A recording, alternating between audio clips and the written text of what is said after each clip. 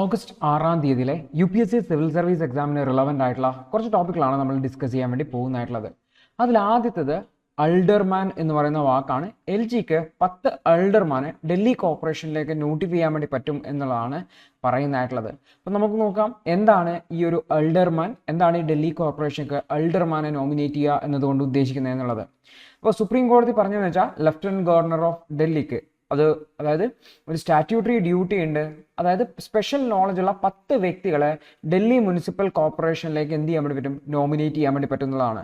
അപ്പോൾ ആക്ച്വലി ഈ ഒരു ഡ്യൂട്ടി എന്ന് പറഞ്ഞു കഴിഞ്ഞാൽ അവിടെയുള്ള ഗവൺമെന്റിന്റെ മുഖ്യമന്ത്രിയുടെയും മന്ത്രിമാരുടെയും എയ്ഡ് ആൻഡ് അഡ്വൈസിന്റെ അടിസ്ഥാനത്തിലല്ല ചെയ്യേണ്ടത്, അവരുടെ താല്പര്യത്തിനനുസരിച്ച് ചെയ്യാം എന്നുള്ളതാണ് സുപ്രീം കോടതി പറഞ്ഞിരിക്കുന്നത്. നിങ്ങൾ ഓർത്ത് വെക്കുക.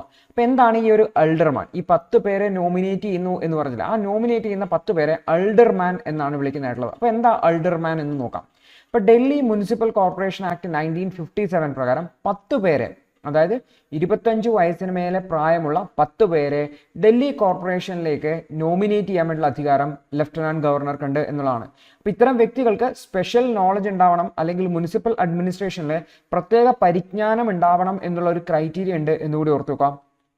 അതായത് ഈ ഒരു സെഷൻ അല്ലെങ്കിൽ ഈ ഒരു മുനിസിപ്പൽ കോർപ്പറേഷനെ പ്രധാനപ്പെട്ട തീരുമാനങ്ങൾ എടുക്കുന്നതിന് വേണ്ടി സഹായിക്കുക, പ്രത്യേകിച്ചും പബ്ലിക് ഇമ്പോർട്ടൻസ് ഉള്ള തീരുമാനങ്ങൾ എടുക്കുന്നതിന് സഹായിക്കുക എന്നുള്ളതാണ് ഇതിന്റെ ഉദ്ദേശമായിട്ട് കാണുന്നതായിട്ടുള്ളത്. അപ്പോൾ അൾഡർമാൻ എന്ന് പറയുന്നതായിട്ടുള്ളത് ഈ ഒരു മുനിസിപ്പൽ കൗൺസിലിലെ മെമ്പേഴ്സ് ആണ്. അതായത് നോർമലി ഉള്ള മെമ്പേഴ്സിനെ പോലെ തന്നെയാണ്, പക്ഷെ ഇവർക്ക് എന്തില്ല, റൈറ്റ് ടു വോട്ട് ഇല്ല. അതായത് മേയർ പോളിലും മറ്റുമൊക്കെ വോട്ടവകാശം ഒന്നുമില്ല.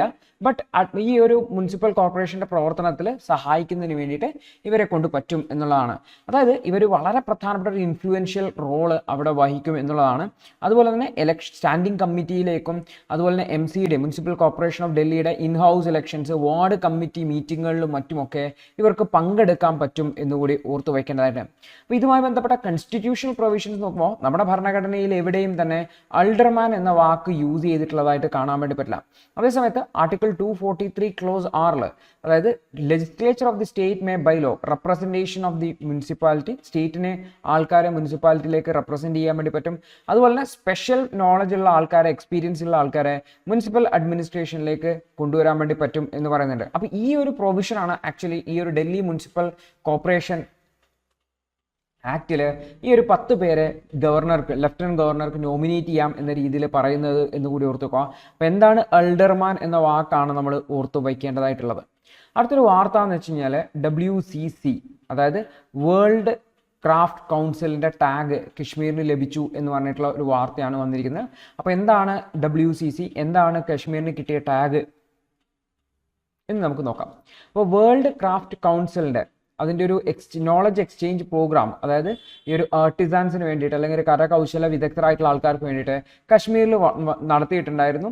അപ്പോൾ ഇതിൻ്റെ ഭാഗമായിട്ട് ഈ ഒരു WCC, അതായത് ഈ ഒരു വേൾഡ് ക്രാഫ്റ്റ് കൗൺസില് ശ്രീനഗറിനെ വേൾഡ് ക്രാഫ്റ്റ് സിറ്റി ആയിട്ട് പ്രഖ്യാപിച്ചു എന്നുള്ളതാണ് വാർത്ത വന്നിരിക്കുന്നതായിട്ടുള്ളത്. അപ്പോൾ ഇന്ത്യയിൽ നിലവിൽ 3 ഉണ്ടായിരുന്നത്, ഇത് 4ാമത്തെ ഒരു സിറ്റി ആയിട്ട് മാറി. ലോകത്ത് മൊത്തത്തിൽ 60 സിറ്റികളാണ് ഇത്തരത്തിൽ വേൾഡ് ക്രാഫ്റ്റ് സിറ്റികളായിട്ട് അറിയപ്പെടുന്നതായിട്ടുള്ളത്. അപ്പോൾ ഈ WCC ടാഗ് എന്ന് പറഞ്ഞാൽ അല്ലെങ്കിൽ വേൾഡ് ക്രാഫ്റ്റ് സിറ്റി റെക്കഗ്നൈസേഷൻ എന്ന് പറഞ്ഞാൽ ഇത് നൽകുന്നത് വേൾഡ് ക്രാഫ്റ്റ് കൗൺസിലാണ്, WCC ആണ്.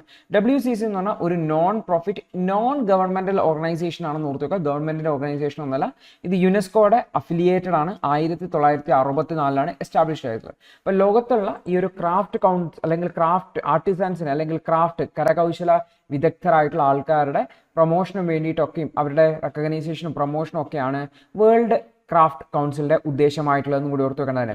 അപ്പോൾ ആക്ച്വലി ഇത്തരത്തിൽ ഈ ഒരു ക്രാഫ്റ്റിൽ അല്ലെങ്കിൽ ഈ ഒരു കരകൗശല മേഖലകളിലും മറ്റുമൊക്കെ മികച്ച പെർഫോമൻസ് കാഴ്ചവെക്കുന്ന സിറ്റികളെയാണ് അവരുടെ പ്രൊമോഷന് വേണ്ടിയിട്ടും അവരുടെ ഡെവലപ്മെന്റിന് വേണ്ടിയിട്ടാണ് ഈ ഒരു ടാഗൊക്കെ നൽകുന്നതായിട്ടുള്ളത്. അവരുടെ ട്രഡീഷണൽ ക്രാഫ്റ്റുകളും ആർട്ടിസാൻഷിപ്പും ഒക്കെ ലോകത്തിന്റെ മുന്നിലേക്ക് എത്തിക്കുന്നതിന് വേണ്ടിയിട്ടാണെന്നാണ്.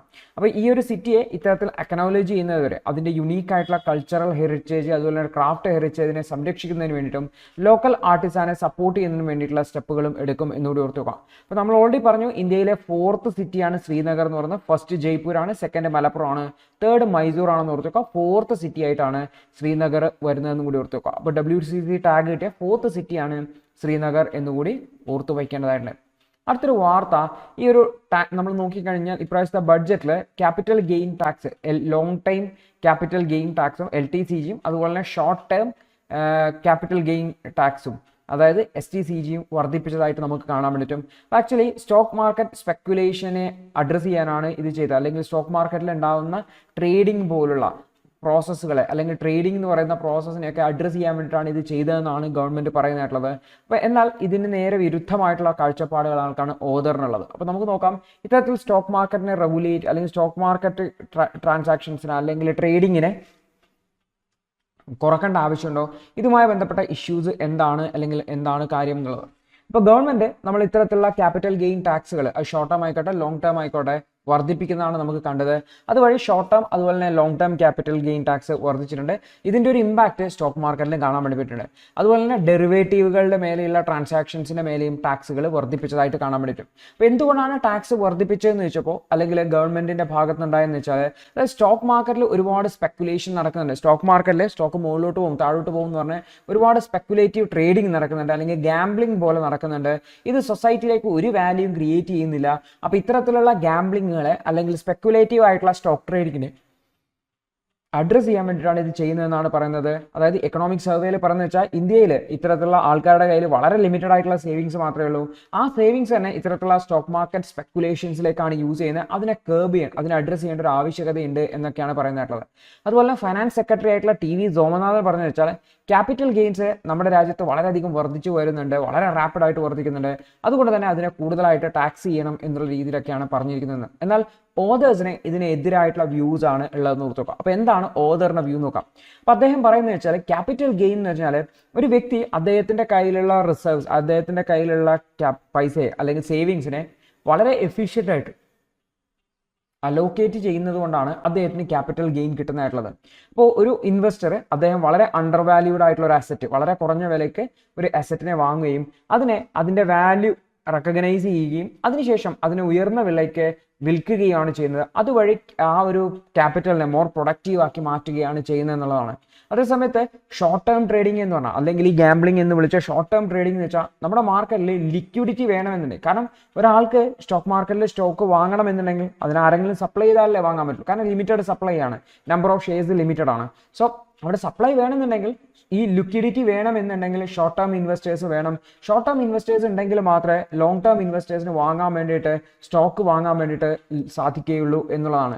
അപ്പോൾ മാർക്കറ്റിലെ ലിക്വിഡിറ്റി കീപ്പ് ചെയ്യുന്നതിൽ ഷോർട്ട് ടേം ഇൻവെസ്റ്റേഴ്സിന് അല്ലെങ്കിൽ ഷോർട്ട് ടേം ട്രേഡിങ്ങിന് വളരെ സിഗ്നിഫിക്കൻസ് ഉണ്ട് എന്നുള്ളതാണ്. അതുപോലെ തന്നെ ആക്റ്റീവ് ട്രേഡിങ് നമ്മുടെ ഒരു അസറ്റിൻ്റെ പ്രൈസിങ് വളരെ ആക്യുറേറ്റ് ആയി മാറുന്നതിനും സഹായിക്കും എന്നുള്ളതാണ്.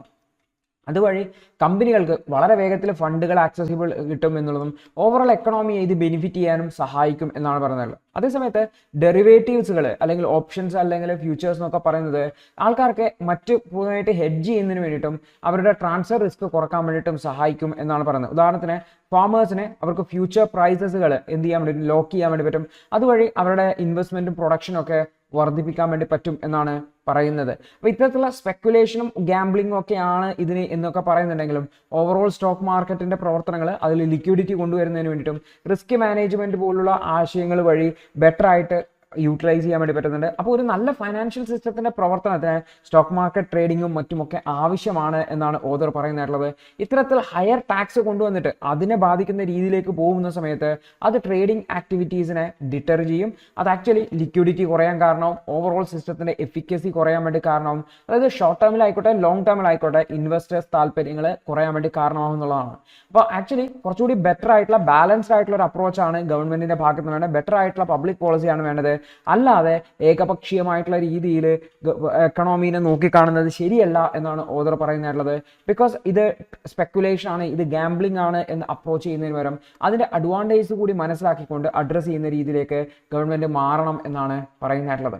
അടുത്തൊരു വാർത്ത എന്ന് വെച്ച് കഴിഞ്ഞാൽ ഇൻസ്റ്റിറ്റ്യൂഷണൽ വയലൻസ് അല്ലെങ്കിൽ സ്ത്രീകൾക്കെതിരെയുള്ള അതിക്രമങ്ങളെ കുറിച്ചിട്ടുള്ള ഒരു വാർത്തയാണ് നമുക്ക് കാണുന്നത്. അപ്പോൾ നമുക്ക് നോക്കാം എന്താണ് ഇൻസ്റ്റിറ്റ്യൂഷണൽ വയലൻസ്, അതുമായി ബന്ധപ്പെട്ട ഇഷ്യൂസ് എന്തൊക്കെയാണെന്നുള്ളത്. ദി ഹിന്ദുവിന്റെ ഇന്നത്തെ വിശകലനം കണ്ടതിന് നന്ദി. നിങ്ങൾക്ക് ഇത് സഹായകരമായെന്ന് വിശ്വസിക്കുന്നു. ഇന്നത്തെ ബാക്കിയുള്ള വാർത്തകളുടെ വിശകലനത്തിനു വേണ്ടി ഞങ്ങളുടെ ന്യൂസ് അനാലിസിസ് ക്ലാസ്സിൽ ജോയിൻ ചെയ്ത് പഠിക്കാവുന്നതാണ്. ഒരു മാസം വെറും 159 രൂപയ്ക്ക് നിങ്ങളുടെ UPSC തയ്യാറെടുപ്പിന് ആവശ്യമായ എല്ലാ പ്രധാന വിശദാംശങ്ങളും ഉൾക്കൊള്ളുന്ന ഒരു സമഗ്രമായ ന്യൂസ് അനാലിസിസ് നിങ്ങൾക്ക് മലയാളത്തിൽ ലഭിക്കും. കൂടാതെ സിവിൽ സർവീസിനു വേണ്ടിയുള്ള ജനറൽ സ്റ്റഡീസ് ക്ലാസുകൾ കൂടി മലയാളത്തിൽ മനസ്സിലാക്കി പഠിക്കാൻ ഞങ്ങളുടെ ലേണേഴ്സ് അൺലിമിറ്റഡ് ക്ലാസ്സിൽ ജോയിൻ ചെയ്യാം. മാസം വെറും 1500 രൂപയ്ക്ക്.